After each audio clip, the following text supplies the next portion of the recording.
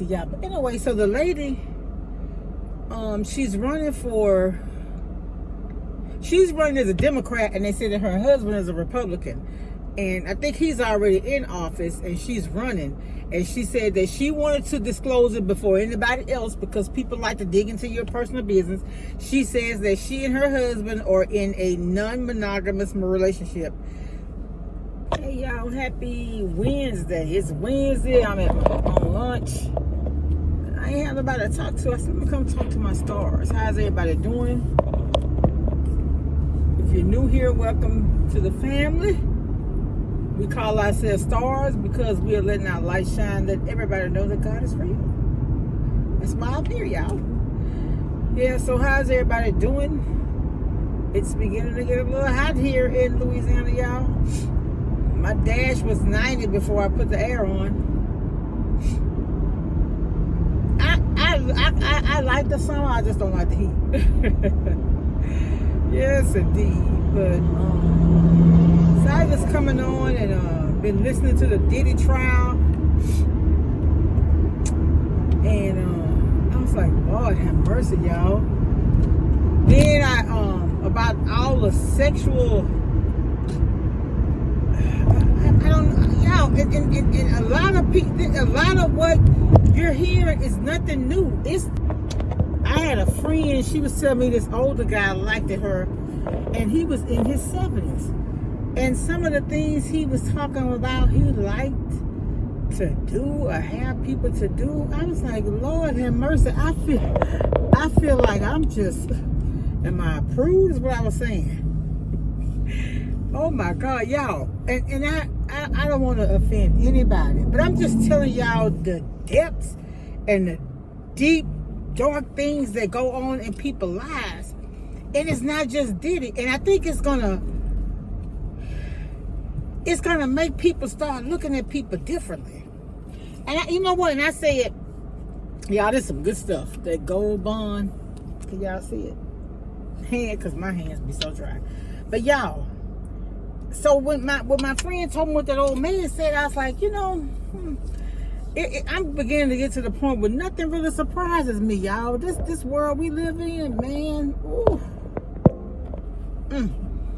She told, okay, so I don't want to sound vulgar or anything. I'm just talking about life. So if you're young or you got young kids in the room, you don't want them to hear this.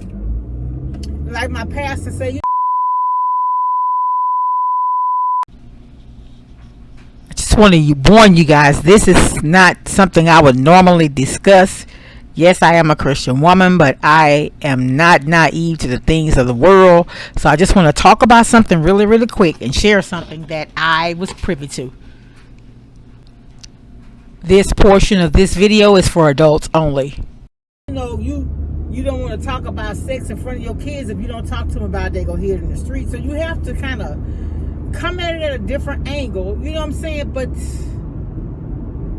give them the lesson on their level is all I can say. Because the little kids in school talk about any and everything now. But anyway, this, I'll never forget. The guy, his wife was ill or she had recently passed. And he liked my friend. And she said he called her one day. And he told her, he said, and he told her, he said, listen, he said, I want you to send me something. He said, I want you to give me something. He said, I'm going to give you a little change for it. I was like, what? I said, that don't sound right. She said, no, it wasn't no sexual activity or nothing. Y'all, this man told her.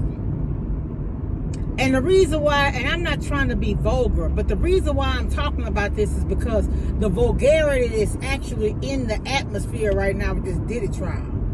And so my thing is, don't look at him as if he's the only one. This old man was a deacon in the church. Reputable, educated, and all that. Guess what he wanted? He wanted this lady to give him her panties that she had worn all day without washing them. I was like, what? So what I'm saying is, when you go and you listen to Diddy case, don't think that this is just somebody who's considered a bad boy and all that. No, this baby, people from all walks of life. I was this lady I used to work with. Well, my friend had told me about this channel, this website. It was a meeting site, you know, singles. A lot of people on there don't be single, or they say they're single, but they're not. But anyway, so she had gone on there and she had met this guy. So that's why I want to forewarn y'all about meeting guys who just are in the area, or ladies, I guess, I don't know, temporarily. Like they're coming for a job, or they got an event, and they're going to only be there a weekend or whatever. So she was saying that this guy she had talked to had told her he was going to be in Atlanta and he would like for her to join. And he was just going to be there a weekend. Y'all, he was a part of a group. This was a traveling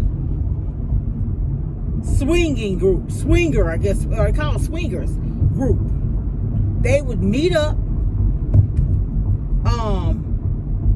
and, you know, do what they did. So I was like, oh my goodness. So what I'm saying is, a lot of people gonna look at it like, oh my God, like he did it. I don't want to know. This people got a lot of sexual fetishes. I was like, my goodness. Sometimes I feel like I'm a prude, because I'm like, what? I never would have thought, you know, man. But yeah, all kind of stuff, y'all. And so the reason, yeah. But anyway, so the lady, she's running as a Democrat, and they say that her husband is a Republican, and I think he's already in office, and she's running. And she said that she wanted to disclose it before anybody else because people like to dig into your personal business. She says that she and her husband are in a non-monogamous relationship, and that they're happily married more than 20-something years. I think they have children. And I think she said that they, you know, that what they like is meeting other like-minded couples. That's what she said. She was honest, and I was like, wow. Usually, I mean, you know what? Usually people would have that type of lifestyle, but they wouldn't discuss it with other people. It would be something that's private. But she knew that running for office, that people would pry into her business, so she just decided to go ahead and disclose it herself. I was like, Lord have mercy.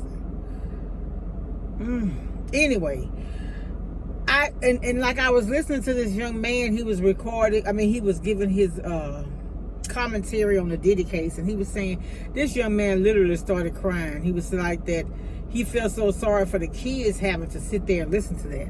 He said at one time the little daughters, the twins, got up and left, and he said they came back, and I think they ended up leaving back out again. And there's some beautiful young ladies, and I like the way they carry themselves. But I'm thinking, man, if you did all that, baby, what were you thinking? Where was your head at? I don't know, y'all. And my opinion on that case too, I don't have all the facts. I'm just listening to what people are saying. I haven't heard any of Cass's testimony from anybody, but what I can say is it appeared to be consensual at some point, and then it escalated to something else. Now, I could be wrong. Like I said, I don't know their history. I don't know their story. It's just based on what I was reading, because what I was listening to, because they said that one guy got up and testified that when he first met them, he didn't even know it was Diddy. He said that Diddy had on a hat, a bandana over his face, and a white robe. And he was saying that he met Cassie, and she was the one that invited him over to the room. And they would meet up at different, I guess, hotels. I don't know, maybe they did at his house. I don't know all the details, because I didn't listen to all that. I was like, Lord have mercy, y'all. Y'all know I be talking about getting back to Jesus, because let me tell you something. I ain't gonna sit here and act like I'm a saint, because I can't. You know what I'm saying? But what I'm gonna say is, Lord, you know, And then I think they say he was 17 years older than her. But you know what? A lot of men like younger women. Like I watched Kendra G, and she talks about how the men come on there and they feel like a guy was in his 50s one night. He wanted somebody young because this particular guy, he didn't have any kids, and I think he wanted children. And a lot of men be like, they don't want kids, and a lot of older women do have kids, you know. But I'm like this. Everybody is entitled to their likes and their dislikes, their values or whatever. But at the end of the day, I feel like, how can I, as a person, say I don't want a man with children when I have 3? Now, granted, I'm gonna be honest. When I was younger, and I think I did. I had a daughter at the time. I didn't want a man with children, and it wasn't about me. It was about the children. I felt like if I was dating a man with kids, I was a part of breaking up a home. I'm gonna be honest. That was my thought process, and I was like, how can he actually spend time with me when he got a child? The time he spent with me, he could be with the child because he's not in the home. All kind of things run through my head. But I had to change, because how can you want a man without kids and you have them? Well, how is that fair to him? And I get it. Where a lot of young people say, well, I want that to be a first for the both of us. I understand that, and you have that right, and I really understand that. I do.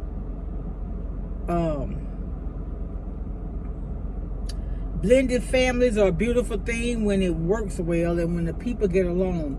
I told y'all I watched T Cooks with Flav. T Cooks with Flav. Her Tanisha, she's in Florida. She's a traveling chef. Beautiful young lady. She have 2 beautiful children. I love her personality. I like how she like everything she do, she helps other people. And I like that. And actually, the Jamaicans that I watch on YouTube, I love those people because Chef Reese, Coconut Cup, what's the other one? I want to get his flavor. I got Chef Reese flavor, and the other one is Spice Jamaica. I like them. All of them seem to get along. I like that about them. This little guy walking in Sam's, he is actually a judge. Y'all ought to see how hip he looking. He got on his khakis and his like Sperry boat shoes, and he walking kind of hip too. I love to see people who are prospering, living a good life, and humble. I just love that. And I don't mean humble to where they think other people are. Because when I was listening to an article, and this lady was saying she don't like the word humble because it seems like you're putting yourself low. No, I don't mean that. My definition of humble is thinking that you're not any better than anybody. So that can go either way. But y'all, so back to what I was talking about this swinging and people with these sexual fantasies and all that stuff. Y'all remember way back in the day? Like I said, this video is not for children. Back in the day, I'll never forget, I was reading the Jet magazines. I was subscribed to the Jet magazine. My mom was subscribed to them. But y'all, they had a man in New Orleans. He was going around while the women were asleep and he was sucking their toes. And I never forget, they called him the New Orleans toe sucker. I said, what in the world? So y'all, I always say it takes all kind of people to make a world. Yep. All kinds of people. And so, but anyway, back to the Diddy situation. They was talking about how his kids were sitting there with their head down. And that's why, as a single mother, as a young single mother, I realized that when I had my daughter young in high school, I had to change. I couldn't do things the way I used to do them as a motherless teenager. Everything in my life changed. And that's why I was talking to this lady the other day, and she was saying her niece she was a young girl, but she had kids back to back. I think she had one at 15, another one when she almost turned 17, another one at almost 19. So every other year, even as a young girl, she was having kids. And it were different dads. And I told her, I said, well, what I think, I think that when you make it, come on y'all, when you make it too easy for them to have the first one, then it's easy for them to go get another one. If you got the baby all the time and they don't have to keep the baby, you getting up with the baby, they don't have to get up, you're not teaching them responsibility. And they'll keep having them. One thing about it, if you got to struggle with one, they ought to make you not want to have two. Now granted, I had two young, but I was more independent. You know what I'm saying? I knew how to hustle at a young age, and when I say hustle, I mean everything legal. I don't mean any illegal activity. I did what I had to do to get what I had to get. I had my daughter in high school. My senior year, though, I bought my everything I needed for prom. I got my own hair done. I bought my dress. I paid for my cap and gown. I even bought my thing. My mom and dad kept my daughter, and I went to Grambling, and so I even bought my own stuff for my dorm. I had my roommates' parents were educators, and so they knew a little bit about the college life. My mom and dad weren't college educated, but they were hardworking homeowners, things like that. But she and I got matching comforter sets. We had our room fixed up cute, and I did all that with my own money. Cause you know I was leaving a child back there with my parents, so I couldn't expect them, you understand, to do what needed to be done for my daughter and for me. So that was a sacrifice I had to make. So when I got to school, I got work study. Honestly, I didn't like it. So what happens when you get work study at school, the amount you get in work study actually takes away from the amount of your grant. A lot of people, and it may have changed now. So when I got ready to go back to school my second semester, I was short of $500. And so my sister, my brother, and my sister-in-law, they were well off. They're both deceased now. They loaned me that $500, and when I got my student loan, I gave them their money back just like they gave it to me. Yeah. And even though they were wealthy, that's the only time I ever borrowed money from them. Because I feel like you know how some people, if they run on a hard time, they go immediately start begging somebody because they feel like they entitled or there's somebody owe them something. Not me. Like I say, I hustle. I'm going to make things happen for me and mine. That's what I had to learn to do at an early age. I learned to, you know, my daughter, like I told you, I had in high school, but she was 2 months old when I got my first job. Yeah, my first job, I was working in a charity hospital. The patients would go over and get their vital signs. They'd come to me, and we would type up the hospital the hospital information. You know how now they put it in the computer, where we used to have to type it and print it out. And I would get there and make the hospital cards and stuff. Yeah.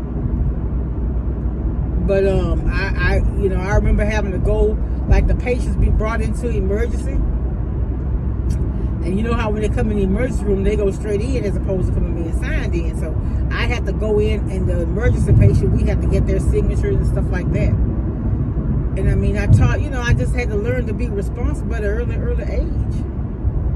And so that's why at 60, I'm really, I mean, I know the longer you work, the more money you make, but I'm ready. I'm ready to retire.